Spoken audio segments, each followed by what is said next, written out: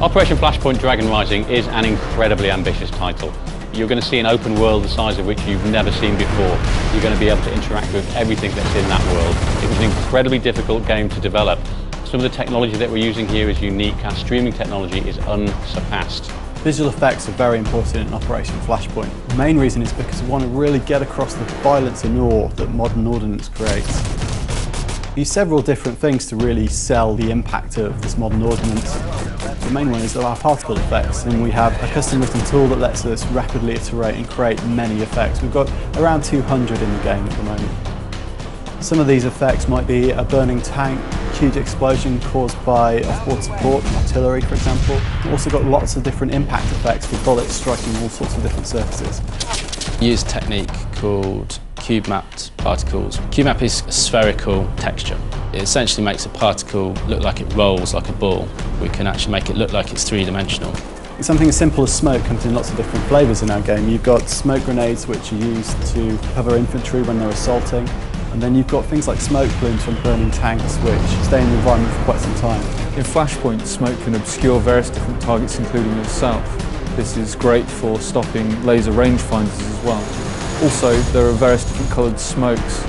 This is something that people will be able to use to designate targets and things in co-op play. Smoke's also used tactically. In a tank you can launch smoke shells and basically create a mask for enemy lasers, so it's harder to shoot the tank using a modern weapon system.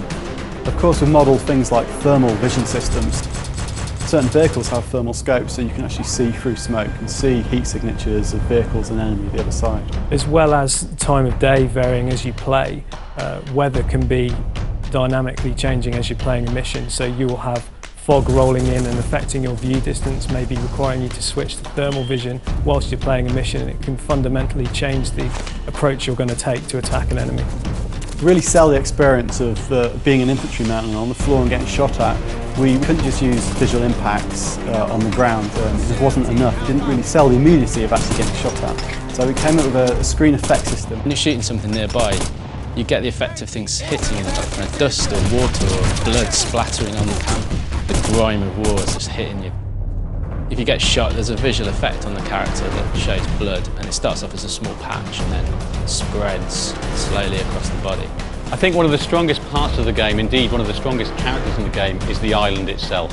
The environment, the lighting, the time of day, the foliage, the whole thing. It's a massive area, and it's a size that you've never seen before on a console. You can strip the scene down to a basic surface and light that surface on its own, and that's quite straightforward to do.